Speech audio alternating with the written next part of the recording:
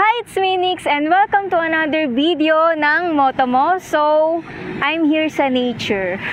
Nandito tayo sa Encantadia. Medyo maaliwalas tignan, mga may ibon-ibon pa. Sobra talagang ang refresh ng hangin dito. Dami ko sinabi. So, nakita nyo naman yung aking re-reviewin ngayon, ang Mio Soul 115 Carb Type. So, old version nga naman, pero hindi pa rin naman papahuli to when it comes sa mga daan, or tingnan nyo na lang mamaya kung anong sasabihin ko. So dahil nga carb type to at Mio Soul 115, kitang-kita nyo naman na ang kulay niya is kulay blue. Ayan. Actually, this is my project bike. Ito yung project bike na ginagawa namin. Abangan nyo yung mga susunod pa. Marami nang palit dito. Pero many to mention, mamaya isa-isahin ko yan. First, let's see yung nandito. Siyempre, pa-subscribe naman ang ating Motomo, unang-una sa lahat, bago ko simulan tong video na to. And, inano nga na namin to. Eme lang to na mga, ano nga bang tawag dito? Carbon pala yun. Carbon, na carbon Lodi, di ba? Hindi naman yung original, pero sa susunod soon, pag nagka-budget tayo, baka naman, di ba? Mas-sponsoran tayo ng carbon dioxide. Carbon dito. So, naka-letter V yan. So, hindi mawala yung emblem ng Yamaha. Pag sinabing Yamaha, di ba? Pag gawang Yamaha, talagang matibay ang makina. Kahit pa sinabi mong lumang version na to, pero hindi pa rin papahuli, di ba? So, when it comes sa long ride. And eto rin, naka-carbon pa rin tayo dito, may pagka V-shape. Kita nyo naman. Hanggang dito, sa edge nya, naka-carbon pa rin. Carbon lang daw. And also, yung ilaw natin, ito yung napansin ko rito nung binili natin to eh. May patusok dito eh. Na para siyang may tawag dito, bilog na bilog dito. Pero ang maganda rito, yung naka-LED light nga naman tayo dito sa ating ilaw, sa headlight natin. Dito sa turning signal light natin, let me see. May nakikita akong bulb dito sa loob. So makikita nyo yun sa camera, naka-bulb. At ang maganda rito, nilagyan na namin to ng mini driving light. Ito siya. Para syempre mas maliwanag kasi naglo-long ride kami sa mga malalayong lugar. For example, sa mga Lokban. Yan. Naku, kung makapunta kayo doon, yung daan doon napakadilim. So kailangan nyo ng mas maliwanag na ilaw. So added lang to, yung ilaw na to. Naka DSK nga pala ang ating mini driving light. And especially, simple lang naman ang ating fender dito. Tapos yung ating dito fork, simple lang din. At naka-disc brake nga naman tayo dito. At nga pala, shoutout kay Sir Al, yan, ng Dropout Custom sa pag-sponsor ng ating mugs. Yan, fluorescent yellow nga pala ang kulay nito. Napalitan na yan. Ito pa isa sa mga napalitan natin. Naka-disc brake tayo dito. And also yung ating tire size is 70 by 80 by 14 sa unahan. Naka-sapphire tire nga naman tayo dito. Hindi pa napapalitan yung gulong natin sa unahan. Sa likod, napalitan na yun. So naka-disc brake tayo dito. And what else? So ito pa ang sasabihin ko sa inyo. Yung side mirror natin, stock yan. May nag-sponsor din naman ng side mirror. Hindi pa nga lang nakakabit natin kasi medyo busy pa ako sa schedule ko eh. Shoutout sa Seaburn Motorcycle, tama ba? So sa nag-sponsor ang owner nun, shoutout sa'yo, thank you. And yung ating hand grip, ito, sasabihin ko sa inyo yung mga hindi pa napapalitan. Ito, stock pa rin yan. Yan, yung hand grip natin, pero matibay pa rin yan. Ito, napalitan na, yung ating brake lever. So, napalitan na yan. Anong masasabi ko sa brake lever natin? Naka-Shark King nga tayo dito. So, malambot yan. Mas gumod siya kasi hindi napalit na parang sa matatanggal na yun eh. Kulay pula yun. Siyempre, mas binagay natin sa kulay ng Mio Soul natin, na kulay blue. And dito, is analog pa rin tayo dahil nga, siyempre, old na to. Old, pero maganda pa din. Wala naman ako masabi. So, kakagas lang yan eh. Baka makita nyo yung odo, no? Especially dito, sa pinakababa niya. Ayan. May pocket. Dito nilagyan din nga pala ng carbon daw, Lodi. Kasi nga naman may pula rito na linya. Ay, nakakalukban na ako ng accent. Ayoko nun, naiinis ako dun. So, nilagyan namin ng carbon dito. So, may packet dito. So, pwede kayo maglagay yung nilalagyan ko dito ng tubigan to pag nakakauhaw, diba, sa biyahe. At, ito isa pa, isa sa nilagay yung hook natin. So, ang maganda rito, pag may bumili kayo, pwede nyo isabit. Huwag lang sobrang bigat. Pero dito nga, nasasabit nga namin yung bag dito para hindi nyo na dala-dala, hindi mabigat sa biyahe. Diba? Lalo pag long ride kayo. And, naki-type pa rin tayo. So, yan. Ito yan. May hazard pa rin dito, no? And yung gulay board natin, wala naman akong masabi dito. Bumili nga pala tayo ng rito, diba? Tapakan para hindi madulas dito. Matawag dito. And, hindi lang dito yung may hook. Even here, sa likod niya. O, diba? So, yung dating Seito, pinag-design, hindi naman sa ganon. Syempre dahil sports bike, wala akong masyado nasasabit doon. So, lahat ng dalahin mo, bigat, lahat, diba?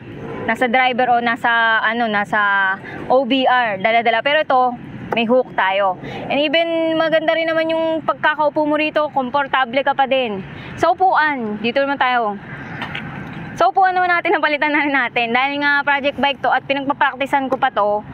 Practice ako dito so hindi naman ako ganun katangkaran. At pinalitan ko to, pinatabas ba. So, naka APR nga naman tayo dito na upuan. APR yan, oh. Magandang klase pa rin. So, bumagay naman yung dito, yung tahe, diba? Kasi kulay blue rin to.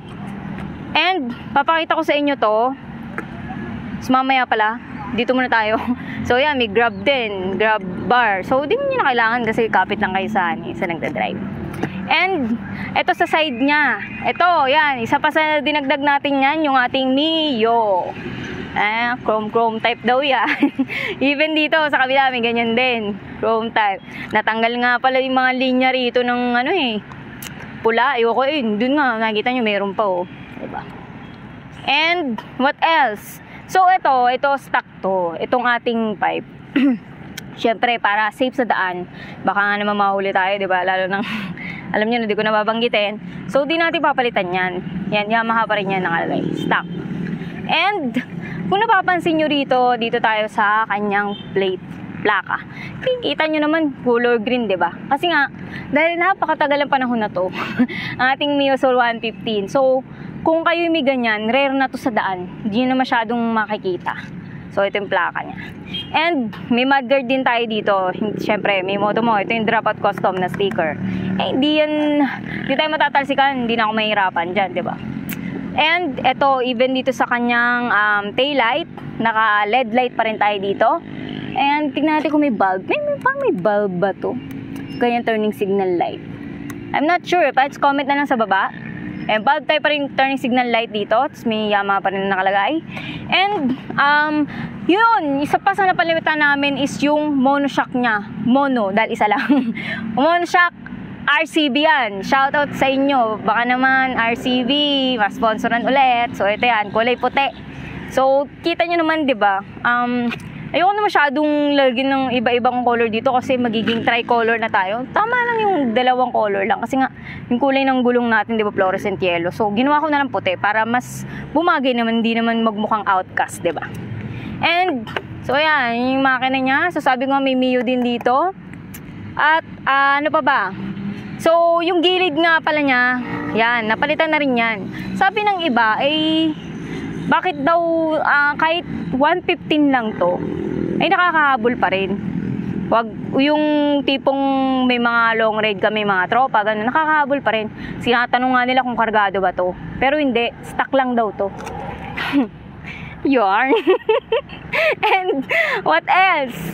Yung gulong. Ito yung gulong ang napalitan namin ay aksidente lang to, biglang nabutas. Nagulat ako may tumalsik. Yan, bago na pala yung gulong natin.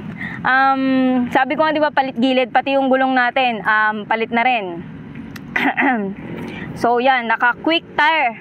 Maganda rin yun, Kahit nung bagong bili namin, hindi siya sobrang kadulasan. Di ba, pag bago daw, madulas. Hindi naman gaano, maganda pa rin naman. So, yan, quick tire. Tapos, ang tire size niya is 80 by 90 by 14. So, yan. Kita nyo naman. Yon. So, Ito na nga yung ating Mio Soul 115 carb type. Hindi naman siya ganong, so kung pagdating sa gas, hindi naman siya sobrang kagastusan. Magugulat nga lang eh, pag nakaano ka ng, ano mo, anong tawag doon? Mapupull tank mo na agad to sa halagang ano lang, minsan 190 pesos, ganun.